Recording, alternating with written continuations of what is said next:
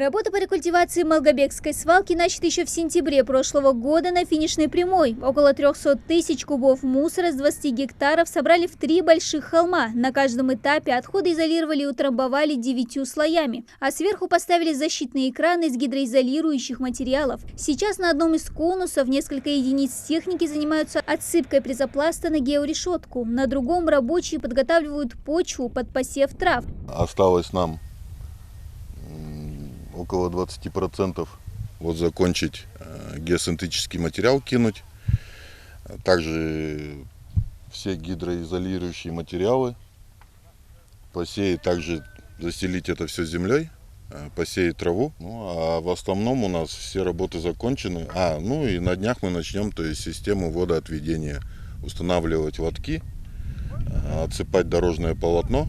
Работы на участке завершены на 80%. На днях тут планируют начать систему водоотведения. Вся жидкость, скапливаемая от мусора, будет по трубам стекаться в резервуар, а оттуда в очистные сооружения. Предусмотрят тут и ливневую канализацию, систему дегазации, чтобы не допустить скопления биогаза под защитным экраном. Вокруг участка у нас колодцы для фильтрата, сбора фильтрата, жидких загрязнений от свалки, которые полностью собираются с фильтрата и выходят на начало нашего участка. Там есть у нас резервуар, куда все сбрасывается и в дальнейшем вывозится на очистные сооружения. Кроме того, планируется здесь полностью сделать систему ливневого стока. То есть это у нас сейчас в ближайшее время лотки для ливневого стока будут делаться, а резервуары для сбора ливневого стока тоже уже сооружены, все полностью готово, только подключение к этим системам осталось. Рекультивацию свалки, функционировавшую еще с 80-х годов, проводят в рамках федерального проекта «Чистая страна», входящего в состав нацпроекта «Экология». На масштабную работу выделено 978 миллионов рублей. Завершающим штрихом станет высадка многолетних трав на холмах. После того, как посадим траву в течение 4 лет, здесь участок будет мониториться, здесь будет проверяться, как сходит трава, не сходит, может пересаживать надо, может поливать надо, это обслуживание будет.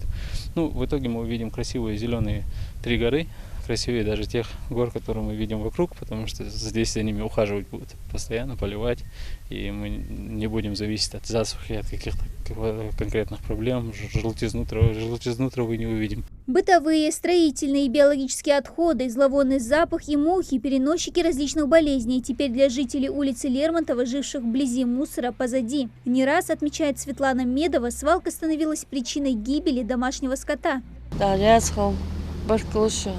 Сдагдира, что доктор день требовали ач с банти. Свалка и хата, да? Свалка и хата, да чехтулш.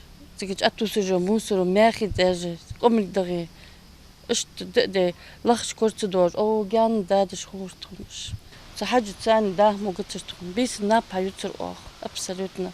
Работу планируют завершить к концу октября. Всего под нацпроект «Экология» попали 4 несанкционированные свалки Ингушетии. В 2019 году ликвидировали полигоны в Назране и сельском поселении Нестеровская площадью 18 гектаров. В 2023-м рекультивацию планируют провести в Карабулаке. Дана Плиева, Адам Далаков. Новости 24.